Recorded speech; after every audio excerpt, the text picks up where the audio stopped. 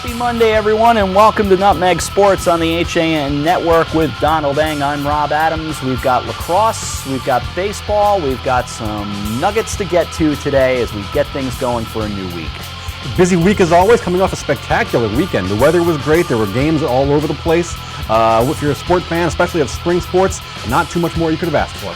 A lot of lacrosse on Saturday, a lot of baseball and a lot of action all together over the weekend. So we have highlights that we're going to dive into from a weekend, a Saturday's worth of lacrosse, a doubleheader out at Tiger Hollow, as it was the Battle of the Sound, Don, and you know, we had that for our viewers. We could have gone to Brunswick for Brunswick-New Canaan. I thought that would have been an interesting matchup, but I really expected the Battle of the Sound with Manhasset taking on Darien and Garden City playing Ridgefield. I expected those to be two really good lacrosse games. Yeah, a couple of just some solid programs all around, and you also have the intrigue of the interstate rivalries. So that definitely was the plus it was a doubleheader, so that definitely was the correct call to make, I thought. But that being said, how good were the games? We're going to show you right now highlights from both games right here on Nutmeg Sports.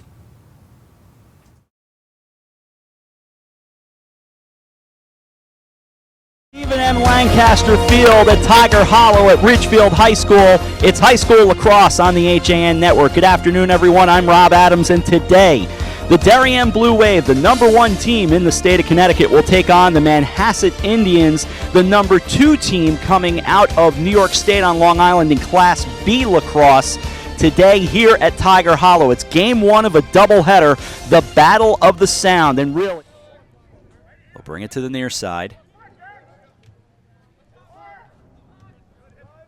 Here's a blast on net, and they score to get things going. Jack Buck, the blast, 1-0. As it's turned back around the other way, down goes Hudson Hamill, and the bouncer makes it 2-0.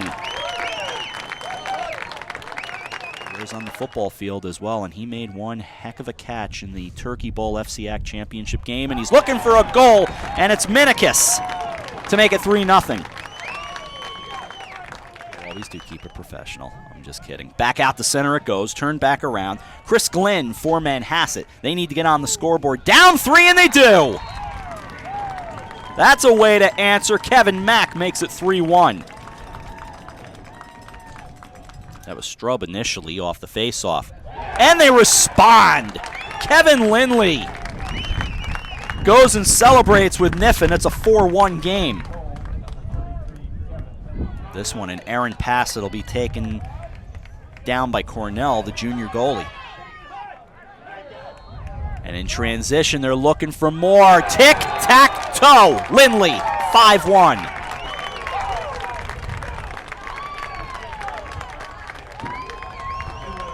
I mean, AJ, you can't do it any better. No, you can't. That is exactly how you catch the defense off balance. Ball movement before they can get set. And Lindley's all by himself in front of the goal. Now Jack Keogh, the junior, back behind the net, and they get one. Looked like Kevin Mack again to get on the board and make it 5-2. As this is put on net, and Mack's got a hat trick. Back to 5-3. Kevin Mack really putting the Indians' offense on his shoulders at this point. Now that's Hamill. Hamill goes over to Minikis. Deflected out.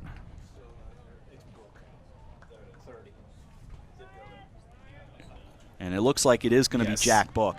Bring it across the line with Edward Arnold, the freshman. Down the left side, moving, long stick, scores!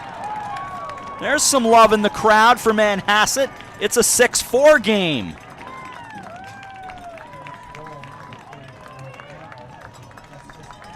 Opened their season with a 1-goal win, 12-11 over Smithtown West back on March 19th as that hit the bar. And back out comes Minikis. Minikis on net to Niffen, 9-4. And Darien will look to answer, and they've got it. That's a dagger. Jack Niffen, 10-5. And here's a goal. So Mack makes it 10-7. And that should be enough to count it out. Niffin's got it. They call off the Dogs with 2 and 1, and this one's going to be in the books. Final score, the Darien Blue Wave 11, the Manhasset Indians 8.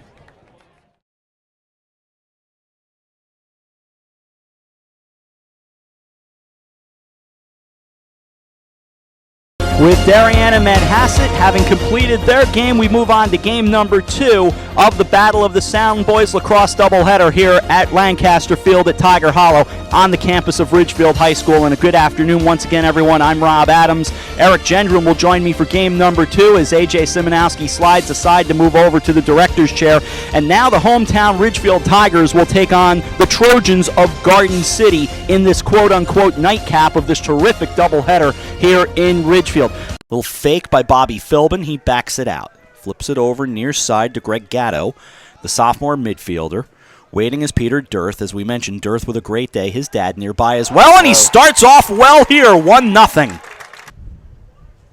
30 yards out, waiting. Bobby Philbin. Philbin near side. Back to Gallione. Working in Blair. Excuse me, that's more Philbin. And they score off a rocket to make it 2-0. He was there, flagged down.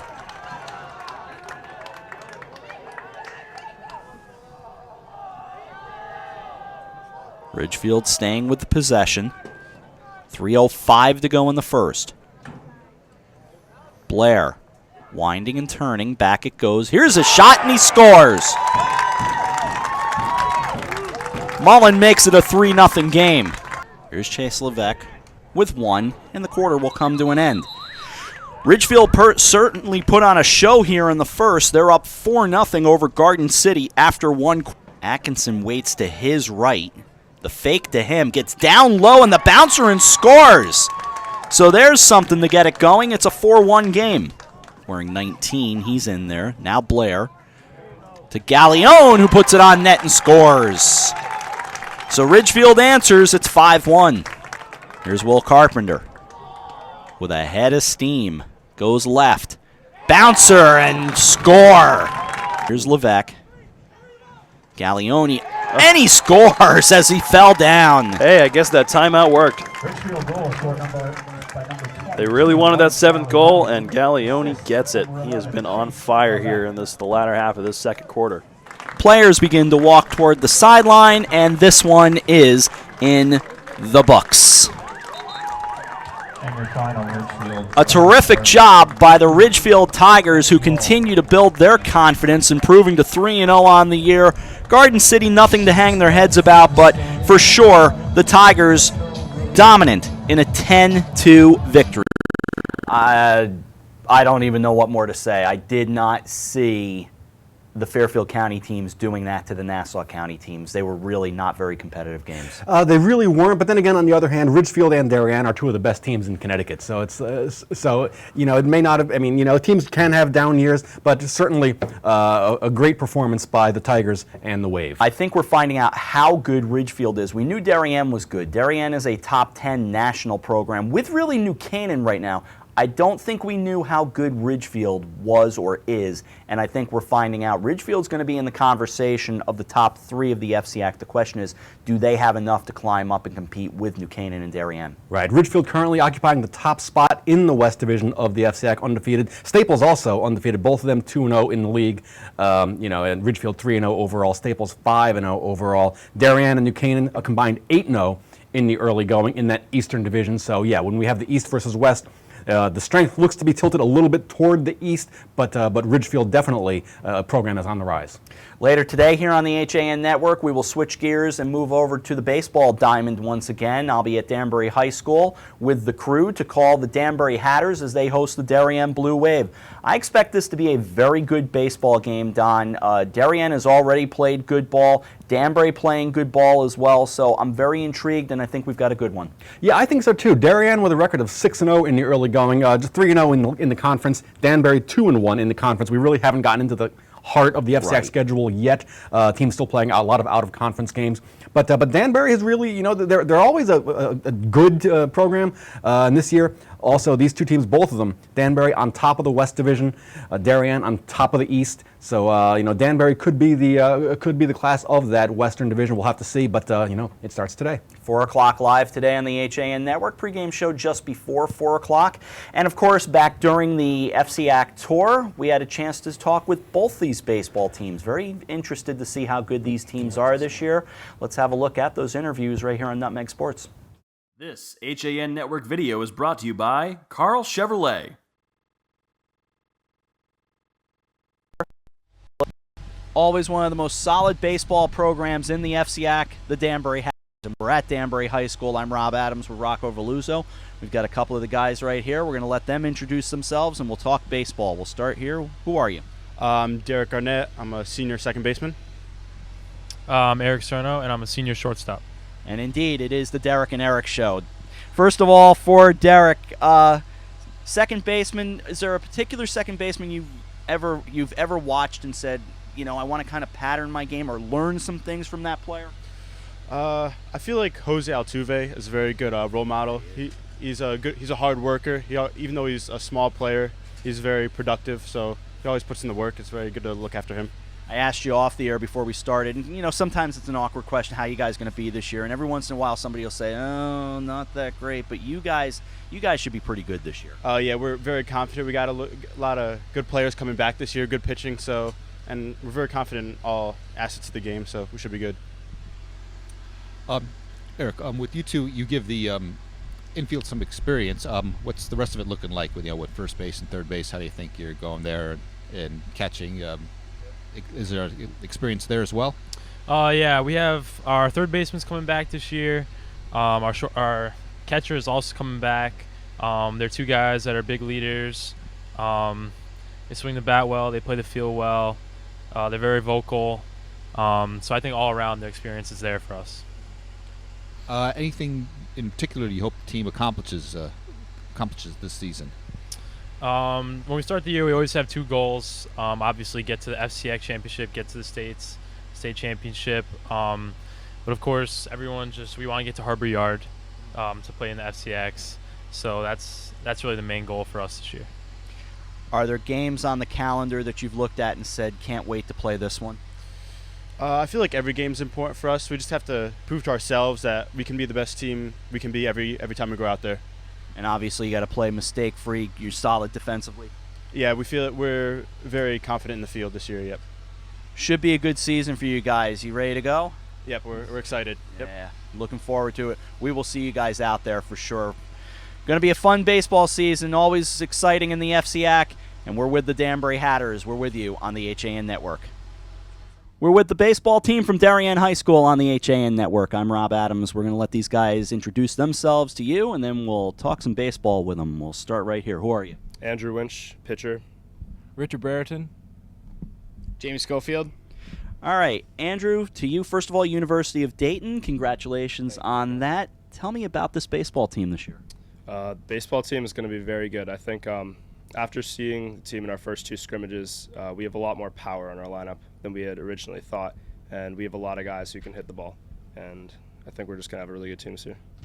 Safe to say, Richard, that you guys are well-rounded as a group? You think you're, that kind of a team that you've got kind of all the pieces? I would say so. We did lose 12 seniors last year, but as Andrew was saying, in the first couple scrimmages, we really saw that we're going to be competitors, and we've played pretty well offensively, defensively, and we've pitched pretty well, so we're in good shape.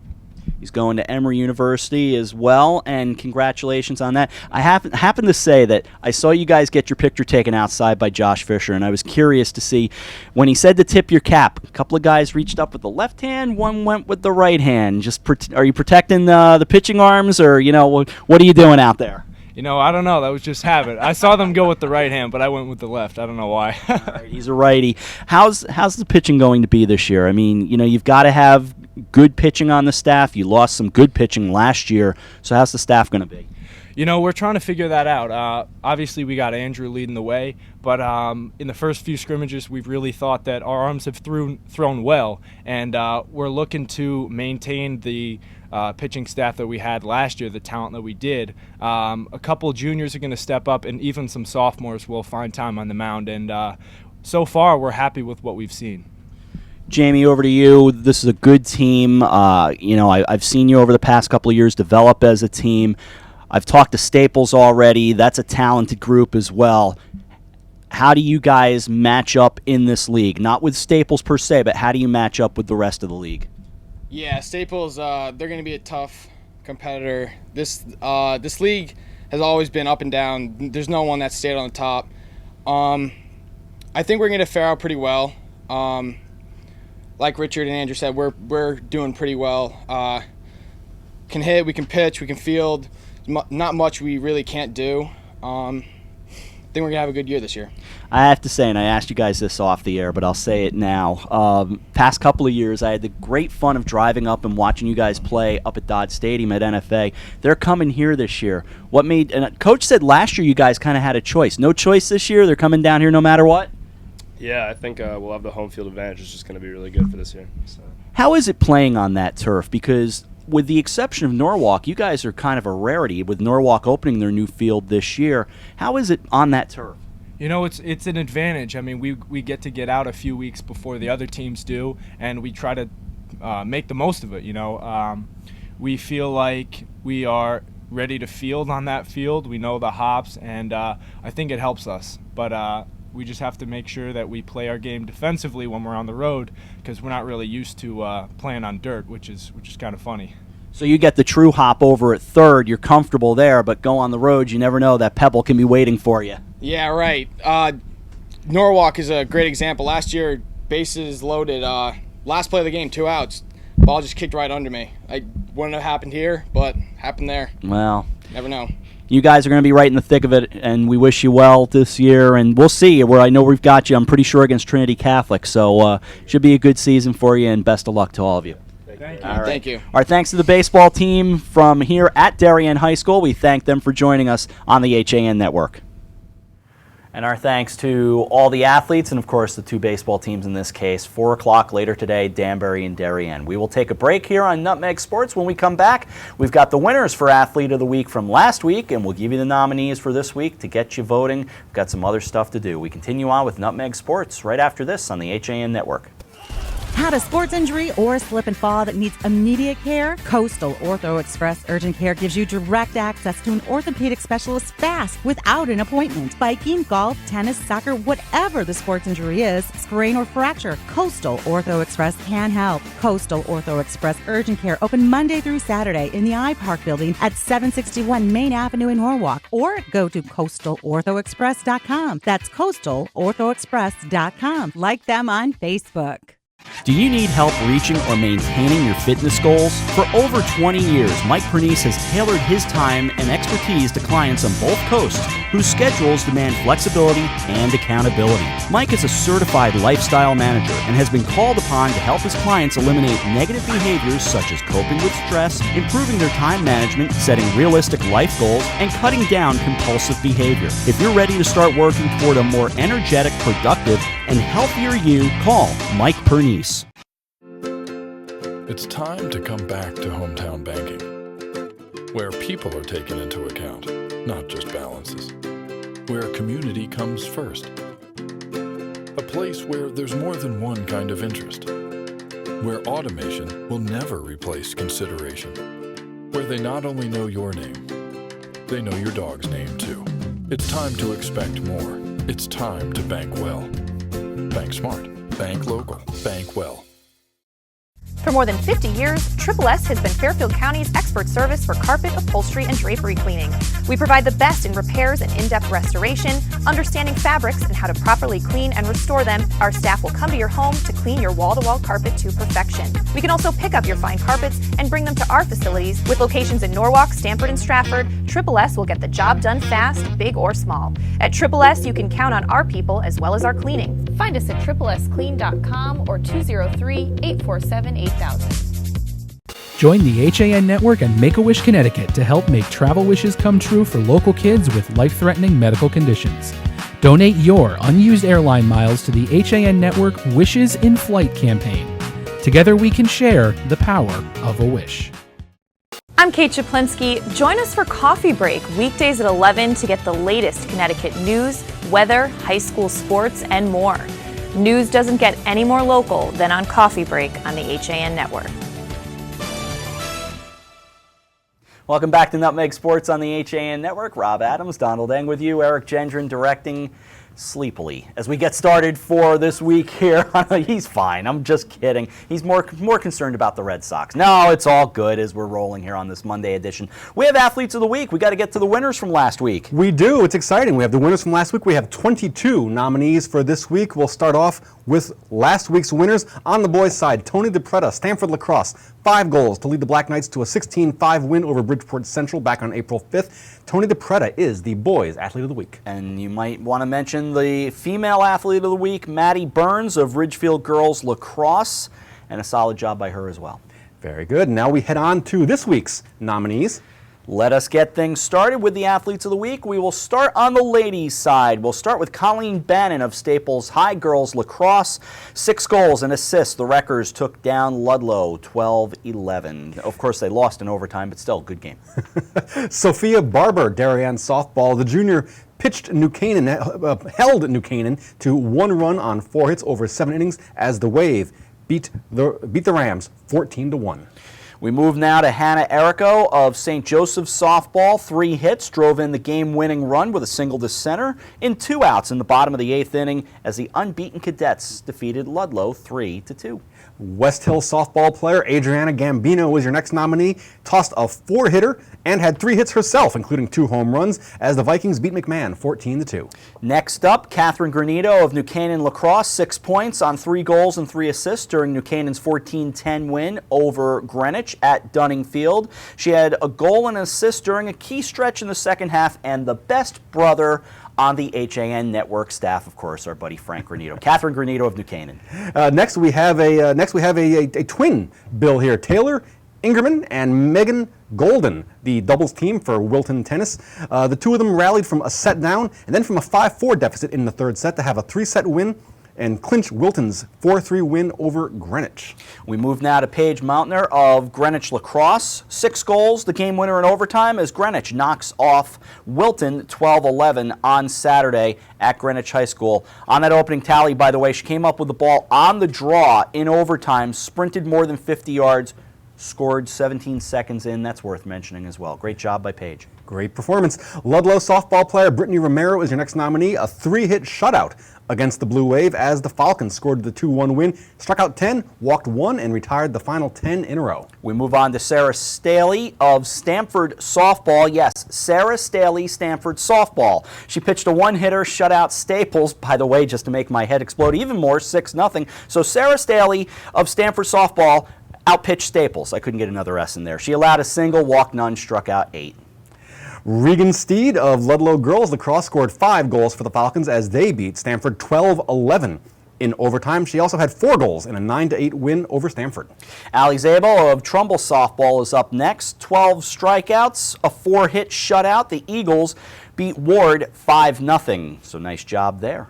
And our final nominee, St. Joe's softball pitcher Nicole Williams, no-hit Greenwich in the Cadets' 9-0 win, striking out and struck out 12 in a 3-2 win over Trumbull. Remarkable pitcher she is. To the men we go. We'll start with Dan Bernard of Trinity Catholic Baseball. He went 4 for 4, 2 doubles and a triple, drove in 3 runs. The Crusaders defeated Stratford 9-2.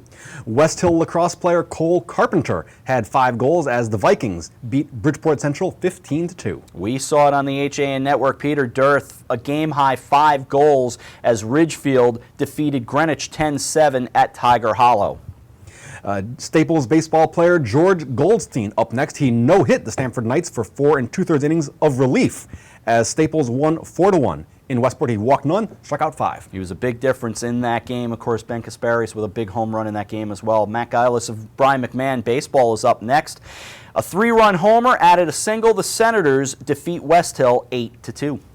Colin Minicus of Darien boys lacrosse, 4 points on 2 goals and 2 assists as the Blue Wave knocked off Manhasset of Long Island 11-8 in the annual Battle of the Sound. To Drew Morris of New Canaan Lacrosse, 13 saves as the Rams top Brunswick 13-8 in a battle of 2 teams ranked in the nation's top 10 on Saturday night. He also made 7 saves in an 11-2 win over Wilton earlier in the week. Jared Newell of St. Joe's, a lacrosse player, scored 5 goals, had 2 assists as the Cadets beat Norwalk 9-7. Michael Reel of Staples Lacrosse is up next, 5 goals and assist. Staples remained unbeaten, a 10-2 rout of Kellenberg Memorial out of Long Island as well. Boy, it was a rough trip up here for the Long Island teams. The Wreckers improved to 6-0 with the win. We'll call that payback for the Throgs Neck Bridge traffic. That serves them right. Exactly. And your last nominee is Andrew Winch of Darien Baseball, fired a gem leading Darien to an 8-0 victory over arch rival New Canaan.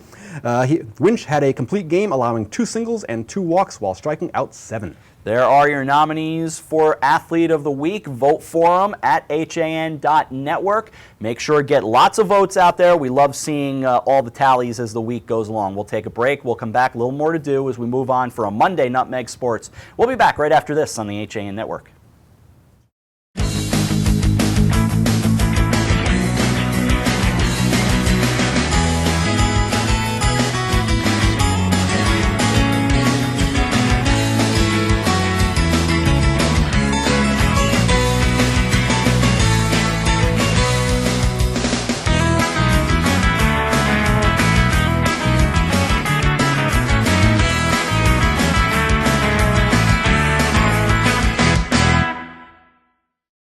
Alberto Londano Professional Painting, Wallpapering, and Carpentry has been serving Fairfield County for over 20 years. Based in Norwalk, Alberto takes pride in his work by offering you only the best quality service and products.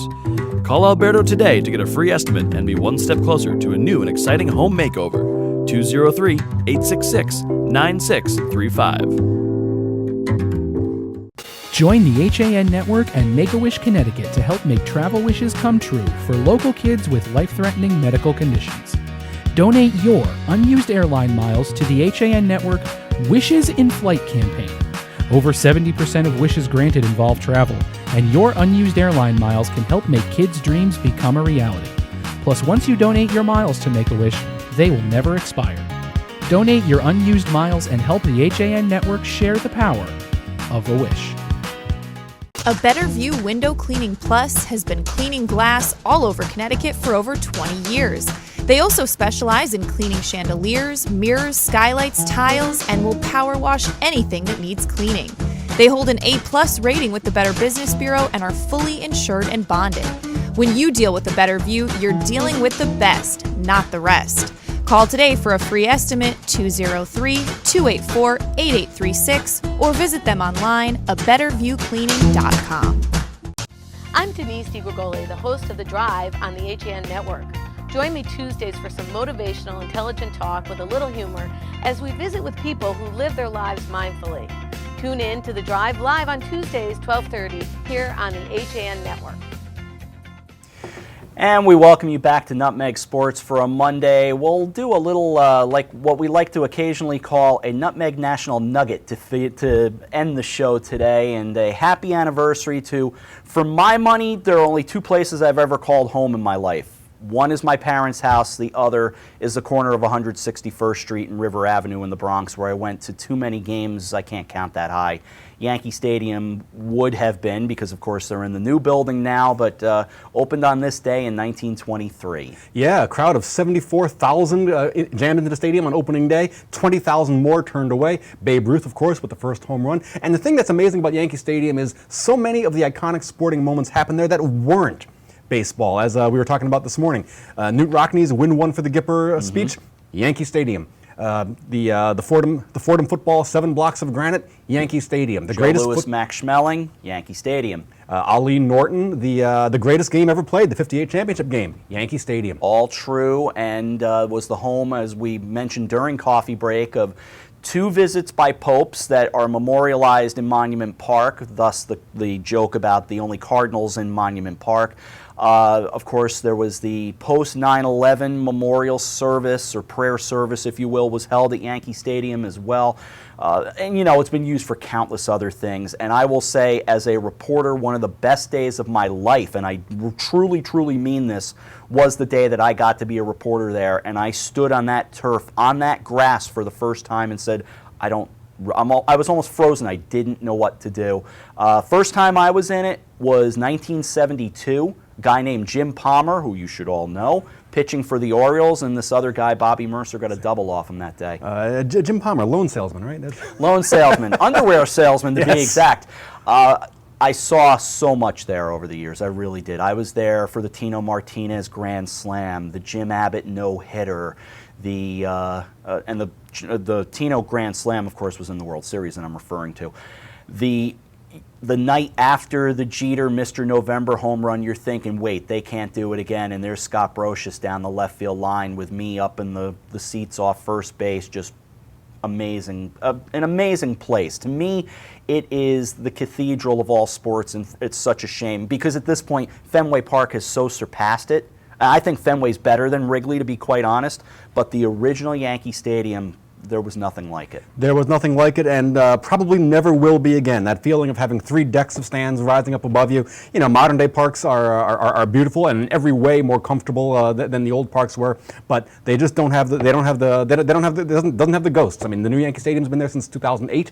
You know, it'll probably is built for a 25-year lifespan. It'll never have the memory of the old Yankee Stadium. It'll never have that feeling, that mystique and aura idea. You know, I was at that last game. It was the only time I ever sat in the bleachers. I sat in the left field bleachers that night with my cousin at the old stadium, and we stayed until they literally threw us out. And Jeter made that great speech, which was a wonderful speech. And of course, speaking of speeches, Yankee Stadium, the home of July 4th, 1939, and to me, as great a speech as you'll ever hear from Lou Gehrig. But, you know, Jeter spoke of that idea of picking the memories up and moving them over. To an extent, it works, but in reality, we're in a different era now.